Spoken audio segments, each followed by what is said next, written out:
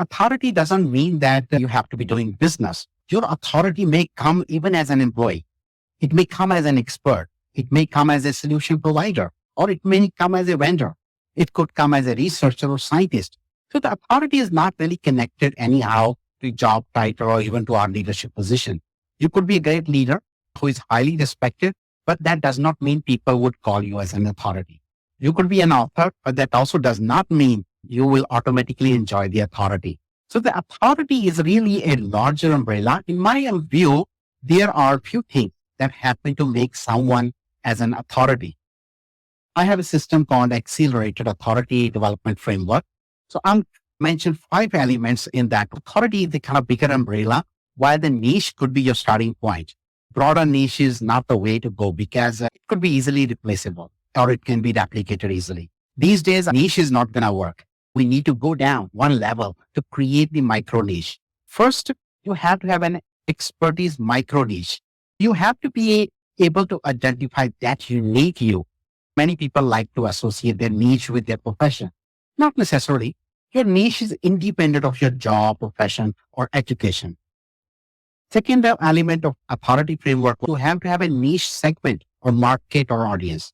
You need to know who are the audience, who will truly value and respect, in fact, chase after what you have to offer. So it could be a very small number of people in the world who need you. It doesn't have anything to develop a huge following either, because a huge following has no meaning if they don't value you, what you offer. Maybe a small number of people who really know what you're offering is good enough.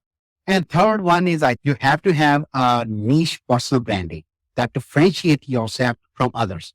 But more often people don't understand personal branding very well. It's about your multi-dimensional personality and not just one tiny bit from overall existence. It's basically you as a package. So that's the personal branding. The fourth one is that you have to have a unique wisdom, documented or modeled. It has to be teachable.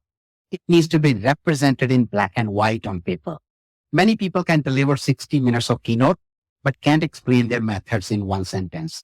It can happen when methods are half-cooked or half-tested. There has to be strong experience, research, or observation background to it.